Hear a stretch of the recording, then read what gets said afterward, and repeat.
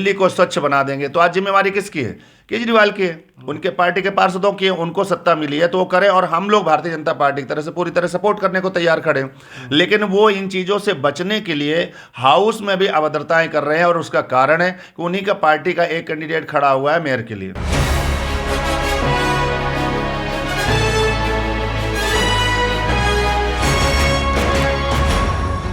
दिल्ली नगर निगम के लिए चुने गए नए निगम पार्षदों का शपथ ग्रहण समारोह आखिरकार संपन्न हो गया, लेकिन मेयर के चुनाव में अभी भी वही पेच फंसा हुआ है। दूसरी बार भी मेयर का चुनाव नहीं हो पाया।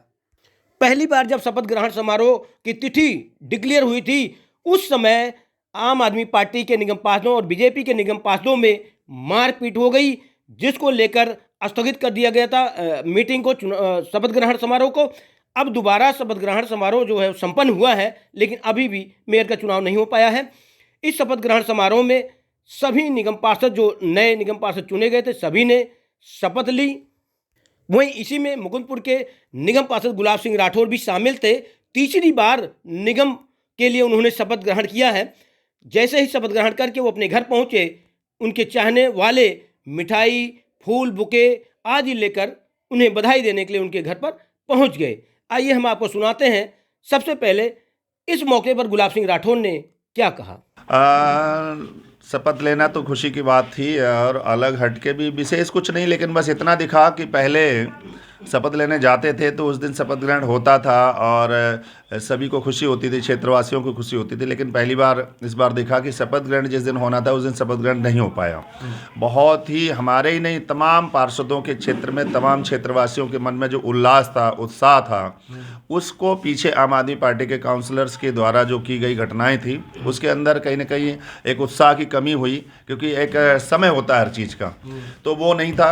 और इस बार बहुत ही बेहतर तरीके से व्यवस्था एलजी साहब ने किया और इस बार शपथ ग्रहण हुआ, तो ठीक है, अच्छा है। जनता के हितों के लिए चुनाया गया है हम सबको, तो जब तक संवैधानिक तरीके से वहाँ नहीं बैठेंगे तब तक कार्य होगा नहीं। और उसमें लग रहा है कि पक्ष और विपक्ष सबको मिल करके एक सराहनीय कार्य करना चाहिए। जिस प्रकार से पहली बार शपथ ग्रहण में उपद्रव हुआ, ये नज़ारा पहली बार देखने को मिला, जहाँ कुर्सियाँ भी टूटी, मार पिटाई की नौबत आई। क्या लगता है, कुछ ऐसे लोग भी चुनकर गए जो अराजक तत्व के लगते हैं, या ऐसी पार्टी के लोग चुन के पहुँच गए हैं जो कानून में विश्वास नहीं करते? पार्टी एक कोई वो नहीं होती, पार्टी की विचारधारा होती है। पार्टी में बैठे लोगों की विचारधारा कैसी, ये महत्वपूर्ण होती है। पार्टी का बायलॉज क्या कहता है, वो विचार एक महत्वपूर्ण अलग होता है। अभी आपने पीछे देखा हो, दिल्ली विधानसभा के अंदर दिल्ली के मुख्यमंत्री जिस भाषा का प्रयोग लेफ्टिनेंट गवर्नर के बारे में कर रहे थे, ऐसा लग रहा था जैसे एक अनपढ़ गंवार आदमी छछोरापन के तरीके से बातचीत कर रहा हो कि कौन एलजी, कहाँ एलजी, कैसा एलजी, ये वो। तो उनके पार्टी के चुने हुए पार्षद, उनसे उम्मीद अच्छी कैसे की जा सकती है? आखिरकार जो सीखेंगे वही तो करेंगे, जो माता पिता घर में बच्चों को सिखाएंगे, बच्चे वही तो आगे जाके करेंगे।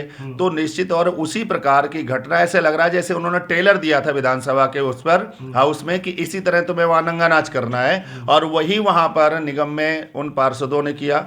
बैल पे जाना, आगे मंच पर चढ़ जाना, कमिश्नर की वो कुर्सी तोड़ देना, माइक तोड़ देना, ओथ नहीं लेने देना, जिस तरह अभद्रता हुई है। मैंने इस निगम सदन के अंदर पहले भी 10 साल रहा हूँ, पीछे भी 5-6 साल और लोग रहे, और भी हम लोग पहुँचे, कभी ऐसा नहीं हुआ, पहली बार देखने में आए।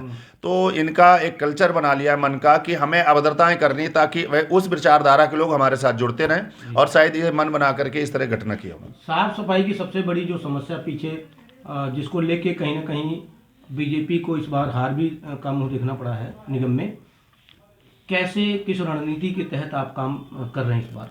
देखो, एक अच्छी रणनीति से हम लोग करेंगे, और निश्चित है कि क्षेत्र की जनता को संतुष्ट पहले भी हम लोगों ने किया था।